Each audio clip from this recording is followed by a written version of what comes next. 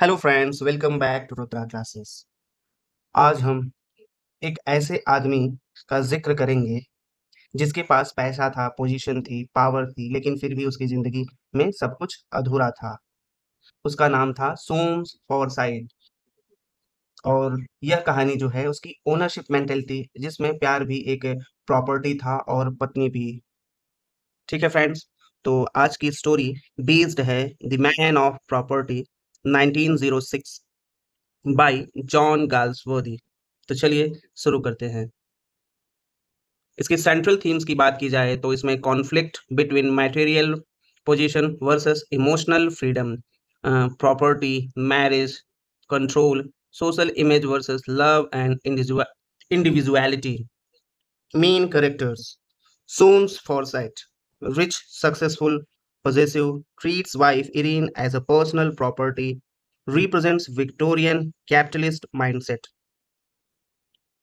Irene Forsyth, beautiful, graceful, emotionally independent, unhappy in her loveless marriage, symbol of freedom, rebellion against ownership. Philip Bosney, architect hired by Soames, engaged to June, Soames' cousin, falls in love with Irene, represents artistic and emotional side.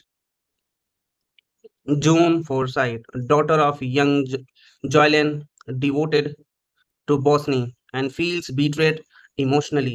The house at Robin Hill. Dream house Soames wants for Irene becomes a symbol of a failed marriage and broken ideas. और इसमें conflict और climax भी है। Irene grows close to Bosnia. Soames reacts with force and control. Marital rape theme subtlety indicated. Bosnia dies under a mysterious circumstances, accident or a suicide. और ending में क्या है?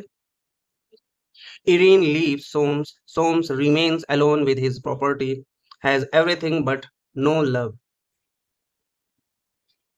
Forsyth family as a class represents upper middle class Victorian society obsessed with money, reputation and property. Emotionally disconnected, rigidity, formal. ठीक, अगर literary features की बात की जाए तो realism, psychological depth, critic of marriage as a possessions, use of irony, family, saga structures. ठीक, Soames man of property, Erin beauty plus freedom, Robin Hill symbolic setting, material rape bold early theme है, Foresight critic of materialistic society. तो चलिए friends, बिना देर किए हम इस story को summarise करते हुए एक्सप्लेन करते हैं। यह कहानी शुरू होती है लंदन 1886 में फोरसाइट फैमिली की दुनिया में। कहानी एक फैमिली गैदरिंग से शुरू होती है। फोरसाइट परिवार का एक ग्रैंड डिनर, जहां उनका समाज में स्टेटस, पैसा, प्रॉपर्टी सब चमकता है।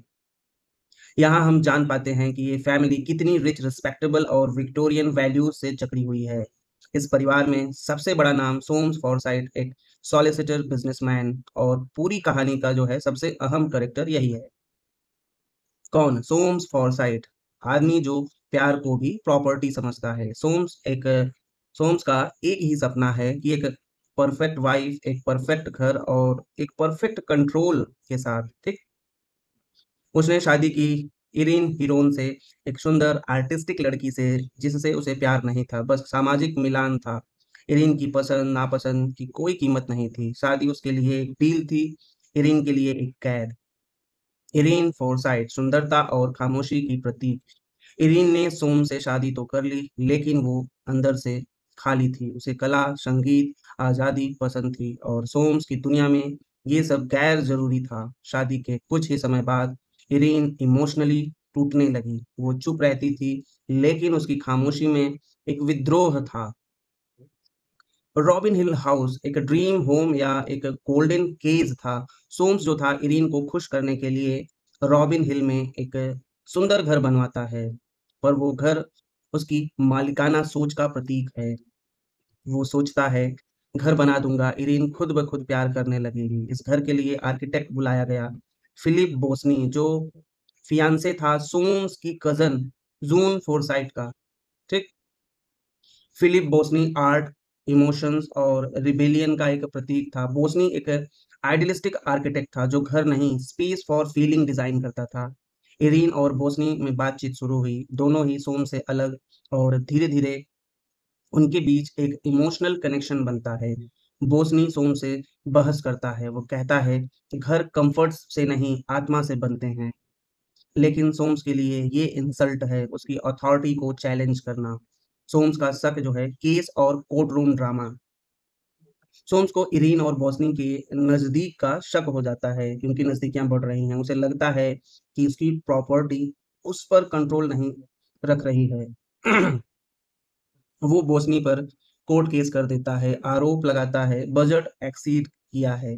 कोर्ट रूम में सोम्स जो है जीत भी जाता है, बोस्नी हार जाता है, प्रोफेशनली भी और इमोशनली भी। इरीन पर जबरदस्ती और बोस्नी की रहस्यमयी मौत। कोर्ट केस के बाद जो है सोम्स इरीन पर जबरदस्ती करता है, उसे पजेस करना चाहता है। इरीन टूट जाती है, वह उस घर उस रिश्ते से बच निकलना चाहती है। और इसी समय बोस्नी की मौत हो जाती है, शायद एक्सीडेंट या शायद सुसाइड। इरीन के लिए ये आखिरी चोट थी। इरीन लीव्स सोम्स, ठीक, एक विक्टोरियन महिला का विद्रोह। इरीन सोम्स को हमेशा के लिए छोड़ देती है। एक आम विक्टोरियन औरत के लिए ये अनइमेजिनेबल था, लेकिन इरीन अब चीज नहीं थी, वह इंसान थी। ओल्ड जॉयलन की वापसी होती है और एक बदलाव की शुरुआत होती है। इरीन को शेल्टर देता है सोम्स का अंकल ओल्ड जॉयलन फोरसाइट, जो पहले बहुत ही रिजिड था। अब वो इरीन की पीड़ा जो है समझता है। यहाँ से गाल्सवर्दी दिखाते हैं कि पुरानी पीढ़ी में भी एक बदलाव संभव है। ठीक, अगर कंक्लूजन की बात की जाए तो सोम्स के पास सब कुछ था, पर कुछ भी नहीं था। सोम्स के पास पैसा, स्टेटस, घर था, पर उसके पास न प्यार था, ना सम्मान था, ना आत्मा की शांति। वो रहा द मैन ऑफ प्रॉपर्टी, जिसने जिंदगी भर सब कुछ खरीदा लेकिन प्यार को खो देता है। तो चलिए फ्रेंड, ये कुछ क्वेश्चंस थे करेक्टर और आइडेंटिटी बेस्ड। ठीक, तो who is described as the man of property in a Galsworthy's novel? Soames Forsyte, क्योंकि वह अपनी पत्नी और जीवन के हर पहलू को एक प्रॉपर्टी की तरह देखता है। क्वेश्चन क्या था? Who is described as the man of property in a Galsworthy novel? तो यही है Soames Forsyte. What is the full name and profession of Soames Forsyth? Soames Forsyte एक रिच विक्टोरियन सॉलिसिटर था, ठीक, यानी कानूनी सलाहकार। Which character is known as the buccaneer buccaneer in the story?